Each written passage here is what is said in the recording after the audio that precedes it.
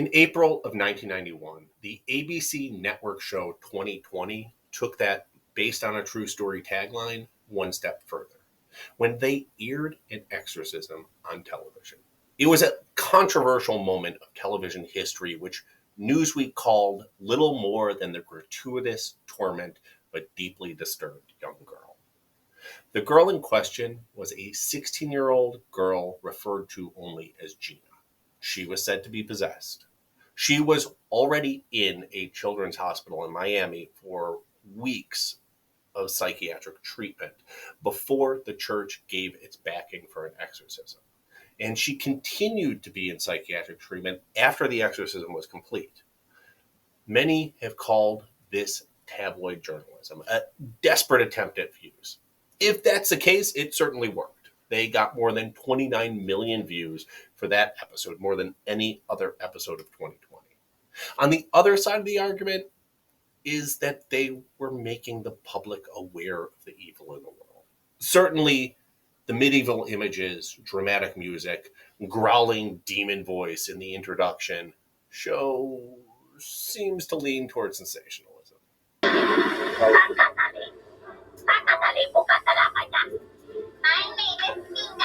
You've seen it in the movie. Tonight, a true exorcism. An eerie, chilling, mesmerizing ritual performed by Roman Catholic priests. In the name of Jesus Christ, I demand the spirit of evil to leave now. We don't want to leave. We don't want Gina. The church insists demonic spirits plague this teenage girl. John Cardinal O'Connor has warned that Satan is among us. His evil spreading. Sinners! You're getting murdered. Why are they coming? You want to know that? 2020 followed this story for 12 months. Tonight, Tom Gerald takes you inside the Catholic Church for an extraordinary event never before seen on American television. The Exorcism. If you want to watch the full episode, I've provided the link below. What you will see is a young girl held down by several people, while a priest, Father A, whose face is blurred out for anonymity, performs the rites of exorcism. Gina growls and screams and talks in a low, guttural voice. She declares that she is possessed by two spirits, Zion and Minga. Father A, in a moment of dramatic television, presses a cross against Gina's forehead while he prays. Father A is one of two priests granted permission by the Archbishop of New York to perform the ritual. The second priest was Reverend James LeBaire, who is noted as the chief exorcist of New York. In one interview with LeBaire, when asked about Gina's diagnosis, he merely says, just because it's psychotic doesn't necessarily exclude the presence of demons. After the televised exorcism concluded, Gina was still hearing voices in her home, and a second exorcism was performed off camera.